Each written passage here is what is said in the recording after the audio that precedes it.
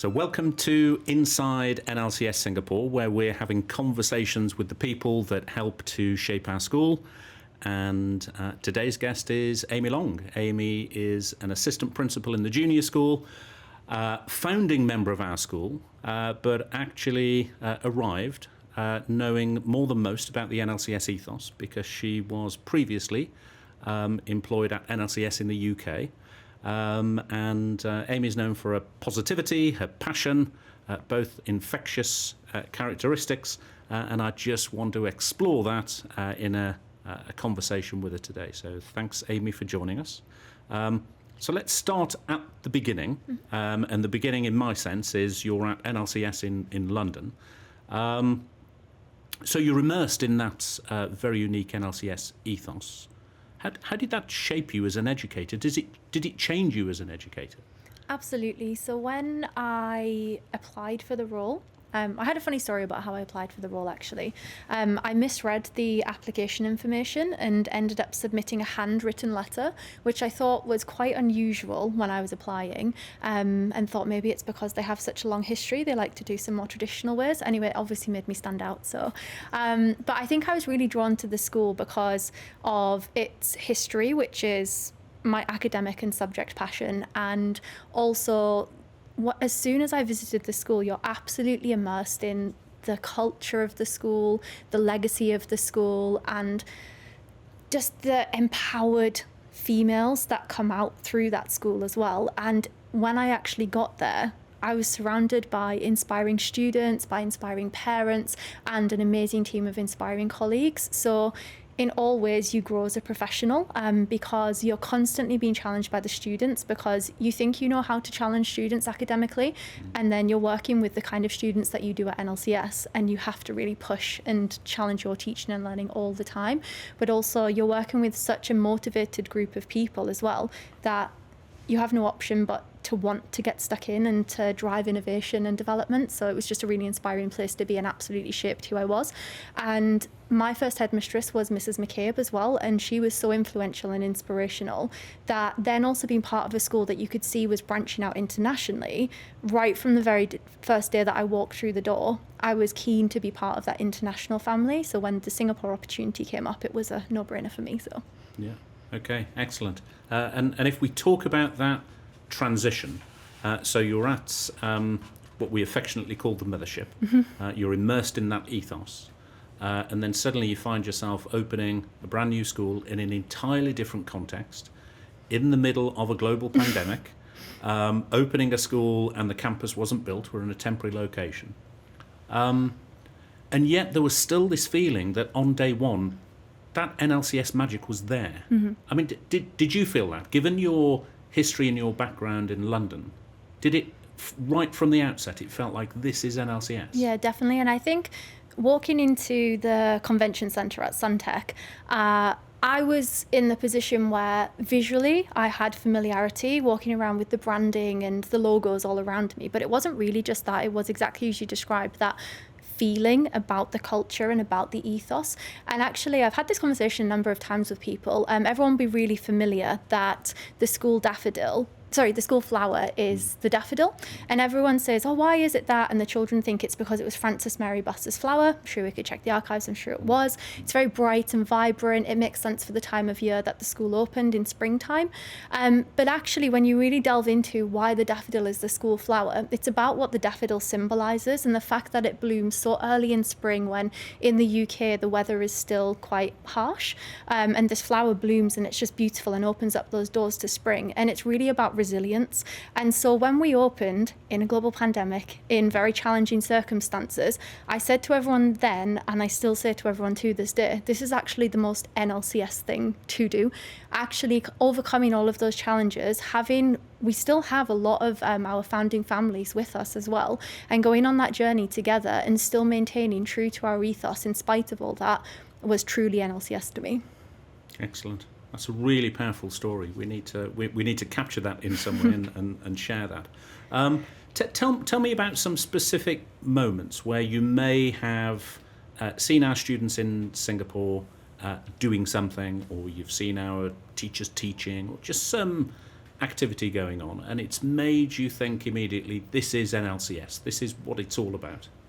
So many things, it's hard to narrow it down. I think even little things. So I take the bus to work, and I think you then, on a morning in particular, you will run into students who are coming into school early, and you'll see them and they're playing with their Rubik's Cube. So you hear the conversations that they're having, and they're very academic, and you see the nature and ethos of the kind of students that we bring into our school. So just little things like that.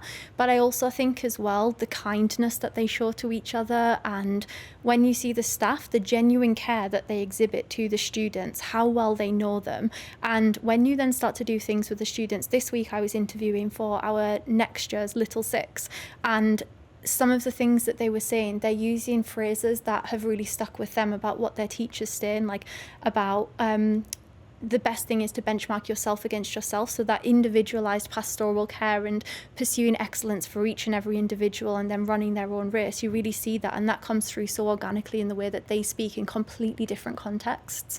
And I also think as well, I'm always wowed by all of the various departments. So when we think about our specialist nature, and you go to see the students and how successful they are in sports, and you go and see any of the productions, the arts festivals, it's just such an amazing place to be part of, and also the community events. And I think for me, particularly post-COVID, what we've been able to build up here in terms of the community events, the partnerships with the very diverse international community we have here, has been really special, because that's one of the things that really stuck with me from London, is it is a community.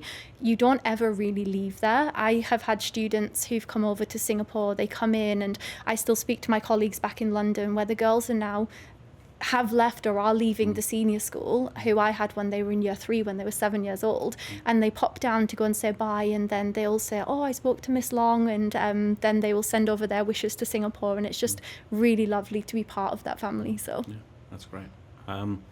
So you're responsible, you're the assistant principal looking after academics and curriculum in the lower school, and when we talk to prospective parents, and we're sort of talking about what makes the NLCS ethos special, we always focus on academics, academic rigour, academic stretch and challenge.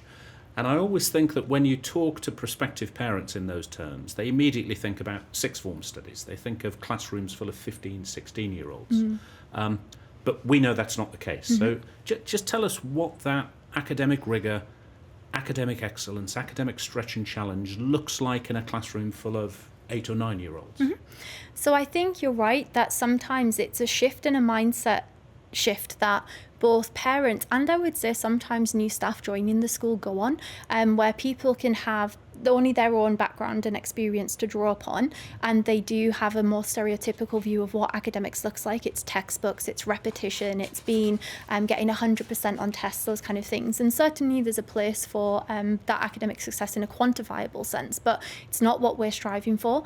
And I think I always talk to parents, and I have done when they would come to 7+ and they're thinking far, far ahead into their children's futures. They ask about how the school goes through into things like IB. They're thinking about, in the future, will my child go off to a top college or university? And actually, when they think about that journey, you talk about what those universities and things are looking for, and they're not just looking for students who are exam passing machines, if you like.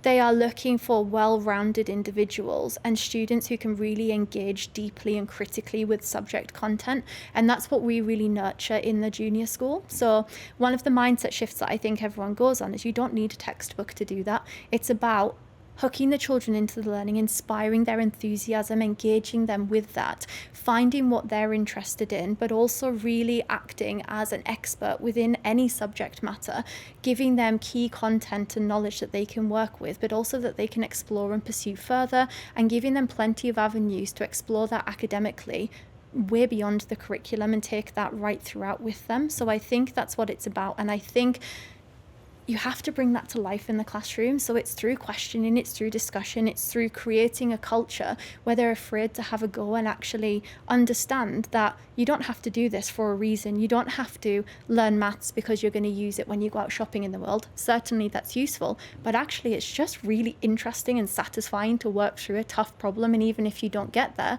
there's plenty of mathematicians around the world who are still working on unsolved problems. So I think it's about that excitement for learning and nurturing that. And that's a culture, not something you can achieve through a textbook. Yeah, yeah. Thank you. You're clearly really proud of NLCS and the ethos. Mm-hmm. What makes you most proud about our school here in Singapore? Again, so many things. I do think everything we've come through, and I said this right from day one, we knew there were going to be challenges ahead, that the whole world was facing challenges at that time. And I think we have had, and we've been privileged to have, an exceptionally capable team, exceptionally wonderful students right throughout that journey. And I think the coming together of everybody, I've had conversations with people recently where they've said it's been so inspiring to be part of a journey where you see where we started and where we've got to in a relatively short space of time, how we've grown, how we've expanded, and how we're always future focused and looking forward to what are the next steps. So I think just what we have established here has made me really proud. But also as well, you always come back to the children, and this year in particular, the Little Six really stand out as a highlight for me.